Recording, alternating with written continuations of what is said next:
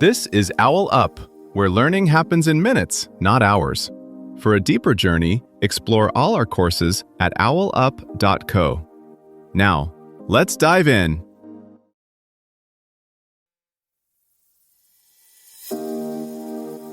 Welcome to Chapter 3 of our series, The Science of Personal Change, Transform Your Behavior. In this episode titled Environment Design, Make Good Choices Automatic, we'll explore how our surroundings shape our actions and decisions. Get ready to discover practical ways to design your environment to support positive change. Let's dive in. A candy bowl moved just a few steps farther away led Google employees to skip millions of calories in under 2 months. Same people, same candy, different outcome.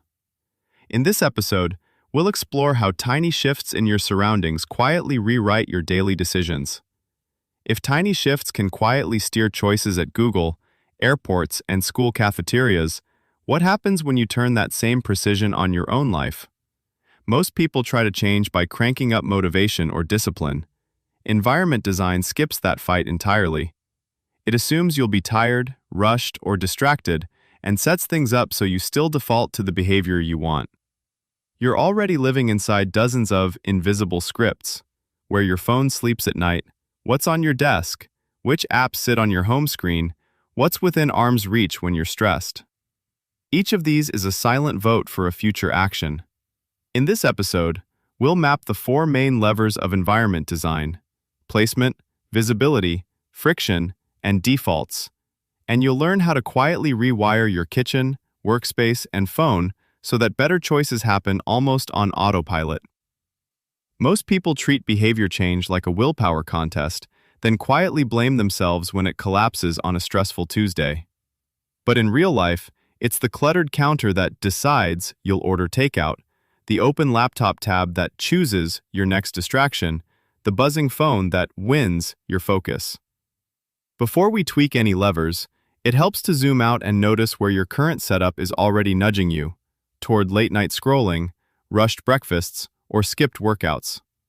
In the next part, we'll dissect one ordinary day and expose the subtle cues currently running the show. Think of your day as a sequence of micro-crossroads. You don't consciously debate most of them. You just reach, tap, open, or click. Environment design works because those micro-crossroads are highly predictable.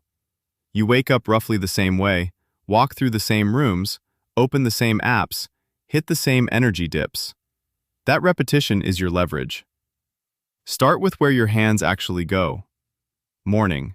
Do they reach for a phone, a glass of water, coffee, or your laptop? Commute or transition to work. Do they grab headphones, a podcast app, or social media? Late afternoon. Do they drift toward snacks, your inbox, or a news site? Every frequent reach is a design opportunity, and almost all of them are driven by what's closest or most obvious. Next, map your default screens. Not philosophically, literally. What's on your phone's first screen? Which tabs are already open when you sit down to work? What lives on your desktop, dock, or bookmarks bar? These aren't neutral. They are preloaded choices. A social app on your home screen is a standing invitation. A book app or language tool in that same spot is a different invitation. Then, look for pockets of friction you've accidentally put in front of things you say you care about.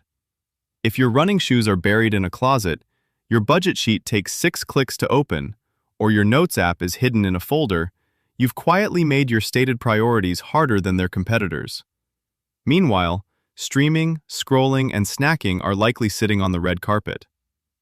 It's tempting to overhaul everything at once, but the research suggests you'll get more mileage by hitting a few high-traffic junctions than tweaking 20 low-impact corners.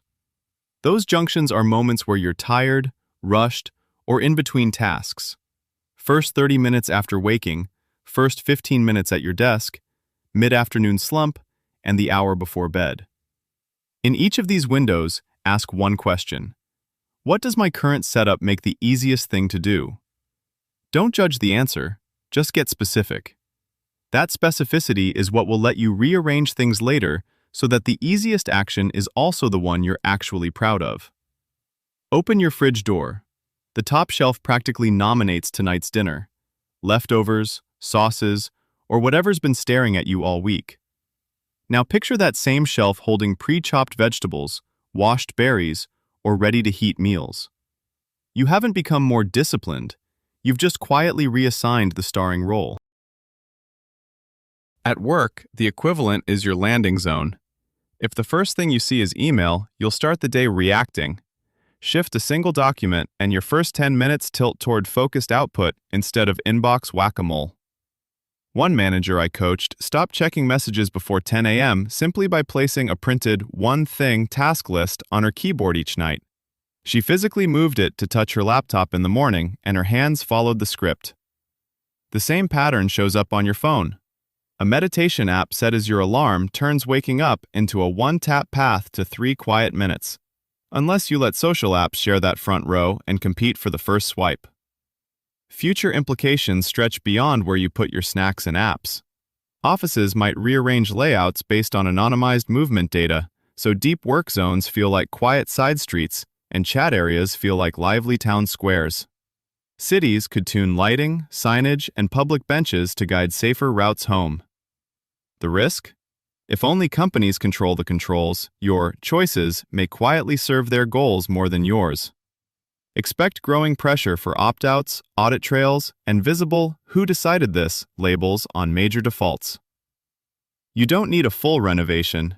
Start with one crowded intersection in your day and rearrange it like a bookshelf, putting what you want to reach for within easy grasp. Over time, these small edits add up like compound interest. The open question is how far you're willing to go. What if your future feels different simply because the room does? Try this experiment. Tonight, set up a frictionless morning by putting your running shoes, socks, and a filled water bottle right by your bedroom door, and placing your phone, with your alarm set, across the room next to them.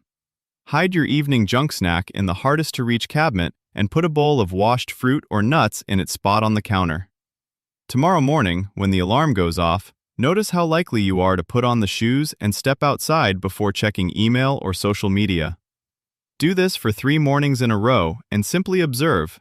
Does changing where things live in your space make the healthy choice feel more automatic? This was OwlUp, your daily step forward. To keep learning with structured courses and more insights, go to owlup.co. Until tomorrow!